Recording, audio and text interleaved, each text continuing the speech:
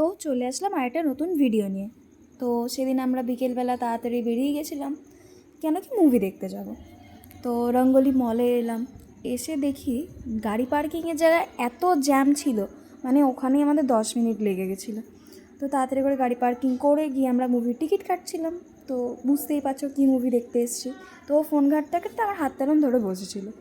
তো এই একটা ব্রিজ বানিয়েছিল, এটা আমার দেখতে ভালো লাগছিলো। তো যেহেতু আমাদের মুভির টাইম ছিল 7টা থেকে 10টা, যদিও 7:20 স্টার্ট হয়েছিল, তো আমরা ভাবলাম একটু খেয়ে নিই, কেন কি খিদে পেয়ে যাবে। তো খাবার খুললেও হচ্ছে এইসব করে, মানে এরকম করেও খাচ্ছিল, ঠিক আছে। তো আমি বললাম আমি কিন্তু ভিডিওগুলো অ্যাড করবো। বলে ঠিক আছে, কোনো ব্যাপার না, বলে এরকম আমাকে দিতে না দিয়ে ও খেয়ে নিল। তারপর আমি সব ভিডিওগুলো নিচ্ছিলাম। তো আলু ভাজা করছিলো ফ্রেঞ্চ ফ্রাইটা নিয়ে, মানে এরকম মজা করতে থাকে সবসময়। তো আমি ভিডিও করছিলাম বলে আরও ঢং করছিল। তারপরে খেতে খেতে হঠাৎ আমাদের মনে পড়ে কি আমাদের মুভি দেখার টাইমটা হয়ে গেছে। তো আমরা তাড়াতাড়ি টিকিট দেখিয়ে ভিতরে এলাম। তো এসে দেখি হলটা ক্লিন করছিল। তো বাইরে দাঁড়িয়ে দাঁড়িয়ে খানিকক্ষণ আমরা ফোন ঘাঁটছিলাম। তো সেদিন হলটা ক্লিন করার পর খুলতে সবার ফার্স্ট হলে আমি ঢুকেছিলাম, কেন কি গেটের গোড়ায় দাঁড়িয়েছিলাম, ভূতের বই দেখবো, একটু এক্সাইটেড ছিলাম। তো ফাইনালি আমাদের মুভি স্টার্ট হয়ে গেছে।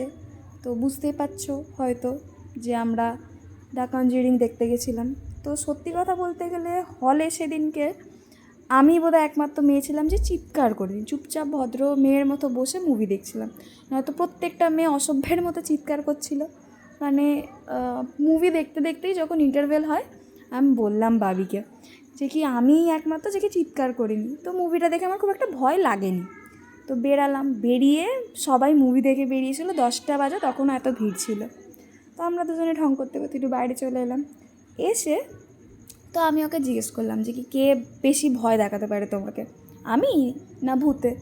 তো স্বাভাবিক ব্যাপার, সব ছেলেদের দাবি তার গার্লফ্রেন্ড তাকে বেশি ভয় দেখায়। তো এইসব নিয়ে বক বক করতে করতে আমরা চলে এলাম।